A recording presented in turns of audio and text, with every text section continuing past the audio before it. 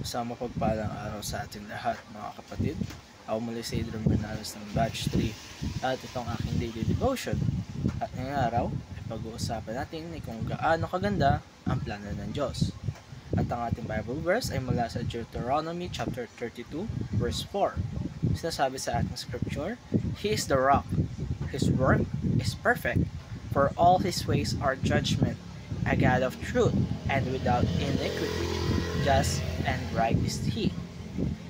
Sa ating scripture ngayong araw, mga kapatid, makikita natin kung gaano ka-perfecto ang ating Panginoon. Hindi lang sa gawa, kundi sa lahat ng aspeto ng kanyang pagkatao. At ito ang topic natin ngayon na perfection.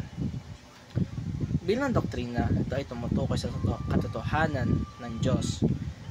Ito ay taglay ng mabuting katangian sa pinakaganap at pinakamatinding anyo. Wala siyang kakulangan, wala siyang bahid ng kasamaan, at wala siyang pagkukulang o pagkakamali. Hindi siya nagbabago, at kung ano siya noon, ay siya pa rin ngayon at magpakailanman. Number 1 is God is perfectly good and altogether lovely.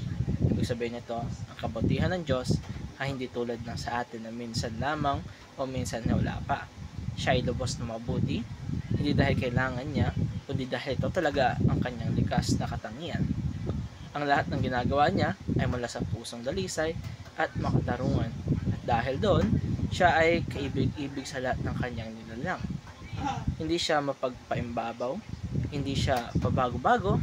Kapag sinabi niyang mahal tayo, hindi na yun nababago, mga kapatid. Hindi yun nakabase sa performance natin, yun ay nakabase sa kanyang perfectong pag-ibig. Kalawa, God is perfect in wisdom and power. Pag sinabi ng Diyos ay perfecto sa karunungan, ibig sabihin nito, alam niya ang lahat, wala pa sa simula hanggang sa dulo. Walang nangyayaring aksidente sa buhay ng isang mananampalataya. Hindi siya nagkakamali sa kanyang mga desisyon para sa atin. Na kahit minsan feeling natin na delayed or minsan masakit, lagi lang natin tandaan na His wisdom is greater than ours. At hindi lang siya marunong, siya rin ay makapangyarihan at kaya niya rin tuparin ang lahat ng kanyang plano nang walang nakakahadlang. Pag mayroong sinimulan siya sa atin, ay tatapusan niya ito sa tamang oras at tamang paraan. That like God is forming Christ in us toward perfection.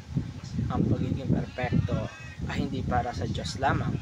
Sa pamamagitan ni Kristo, ginagawa niya tayong perfecto rin. Hindi dahil magaling tayo, kundi dahil sa biyaya ng ating Panginoon. Unti-unti tayong binabago, bawat pagsubok, bawat aral, bawat hakbang sa pananampalataya ay bahagi ng kanyang sanctifying grace. Hindi tayo iiwan ng Diyos na ganito lamang. May ginagawa siya sa ating kalooban. Tinutulungan niya tayong maging kagaya ni Kristo o maging Christ-like. Para naman sa ating application ngayong araw, na worship God and be like God. Dahil ang Diyos ay perpekto, siya ay karapat-dapat sambahin. Hindi lang sa awitin o dasal, kundi sa buong buhay natin.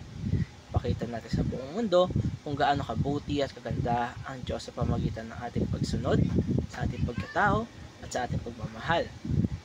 Kung perpekto ang Diyos sa kabutihan, sikapin din natin maging mabuti, hindi dahil gusto nating sumikat, kundi dahil gusto nating maluwalhati ang ating Panginoon. At ito ang tatapos sa aking daily devotion. Maraming salamat sa panonood.